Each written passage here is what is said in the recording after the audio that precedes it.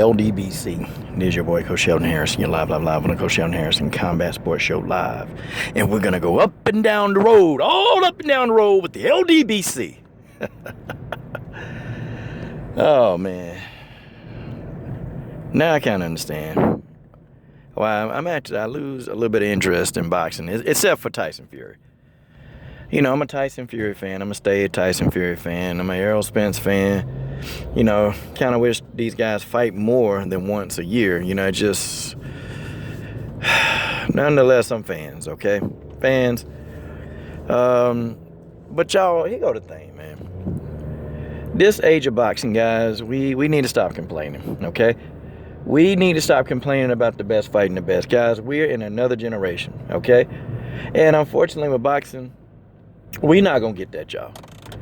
We're not going to get what we want. Fellas, I think we talk about the sport. I think, guys, we know. These guys ducking each other, okay?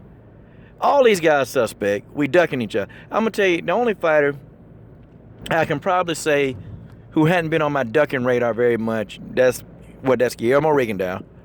Okay, Errol Spence Jr. look like he want to fight everybody. The Charlos look like they want to fight everybody. And I got Lomo on my list of people who they say they'll fight people. You know, and, you know, Lomo fighting Rigo. I don't care how the Rigo fight went down. I don't care if you're a Rigo supporter. Look, to me, Lomo is not a ducker because Lomo is fighting Rigo. And that's the fight that a lot of people said that Lomo would never take. I don't care if he got shamed into the fight. I don't care. He's fighting him. Okay? End of story. People said Lomachenko wouldn't fight Nicholas Walters. He fought Nicholas Walters. So, I'm sorry. I'm going to need more on Lomachenko, okay? Because nope. Okay? But here go the thing. We're in the era of boxing, guys. Folks, we ain't going to get the fights we want. Probably 90% of the time, it's just not going to happen. It's not going to happen. I have already came to the conclusion with the sport of boxing that, okay, cool. If they fight, they fight. If it's a bum fight, we'll talk about it. And I'll talk about how bum the fight was. Okay? But just hearing and reading what Keith Thurman actually said, guys, it really is. It's a complete, utter... It's almost like, you know, you're a balloon. And it's just like, you know, when you have all the air in, you know, you feel good. But listening to Keith Thurman, I felt like the air just got deflated out of my body listening to that crap. Like, these guys don't want to fight the guys that they really should fight. I don't want to hear nothing about no mandatories. I don't care about men. Look, man, the fight, all these fights, these legacy fights need to happen. It's not fighting mandatories that's going to save the sport of boxing. It's people get that stuff all wrapped up. It's fighting legacy fights. It's fighting these guys, man, that's going to bring the best out of you. Either you're going to know how good you are. You're going to know how good you are because you're going to have a guy that's going to either A, bring the best out of you or they're going to beat the best out of you. That's just it. That's just the way that is. You're going to have a guy who will be able to do all of the above to you or not do all of the above. But see, we need to know. And as boxing fans, we don't know. And I feel like as boxing fans, I don't think we will ever know. I don't think we'll ever know. I think we will never know as boxing fans really and truly who the best are in this era.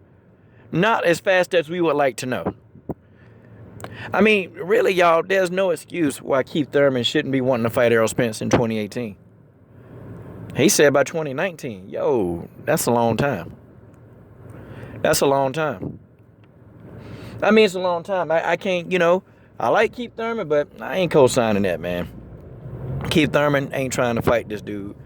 Keith Thurman ain't trying to see this dude. I can understand if he don't take Spence as a fight, you know, coming back. Okay, first fight back, I get it. That's all good. That's all dandy. Okay, I got that. Okay, you get no argument from me on that. But when I mean, when we're talking now, by the end of 2018, he would have already had a tune-up fight. So you mean to say within the year of 2018, he don't fight Spence? See, how was Keith Thurman going to explain this, man? How was he going to explain it? I'm sorry. I'm not trying to hear it, man. I ain't trying to hear it. I ain't trying to hear Keith Thurman ain't got to fight Errol Spence. I'm not trying to hear Errol Spence Keith Thurman don't owe Errol Spence anything. Guys, I'm not trying to hear that, okay? What I'm trying to see is who fighting the best. And then people bring up people will bring up the fact, oh, okay, well, it's a money thing, it's this. I'm not trying to listen into that either, guys. I'm not trying to hear that. I'm not listening to, it's just a money thing. I'm not listening to anything, guys, except for, hey, the fight is close to getting signed. These guys need to fight each other, man. I mean, it's it was crazy when I was coming up in boxing, man, when I was watching it. Back even in the early 90s and the late 80s when I was watching. And I would watch Mike Tyson. I remember he first came on the scene, man. And yeah, them guys, some of the guys physically was afraid of Mike Tyson. They were. But they got in there. They fought him. They put their heart in their chest and they fought. I mean, you had Spence. Spence was visibly scared of Mike Tyson. You could see that Spence was visibly scared of Mike Tyson, okay? You can't get that fear off Spinks' face. It was there, okay? Trevor Berbick fought him, Berbick looked like he ain't want no pieces of that. Okay, Frank Bruno fought him. Frank Bruno, I think he got hit by the first punch. That was it. These guys, they all fought Tyson.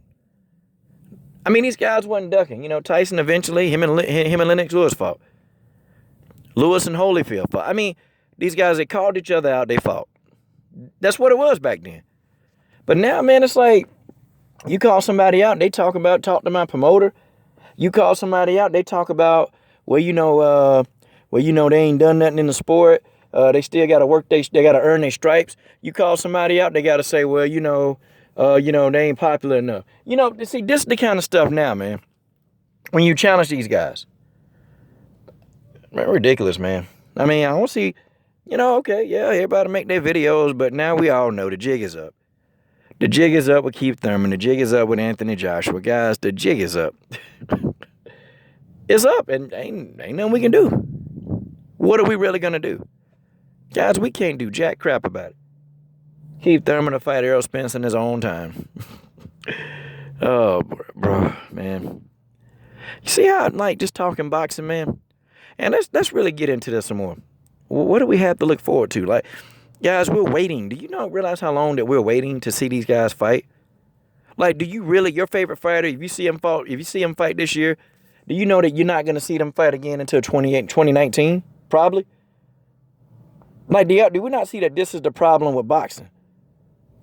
This is the problem with boxing. These guys ain't fighting.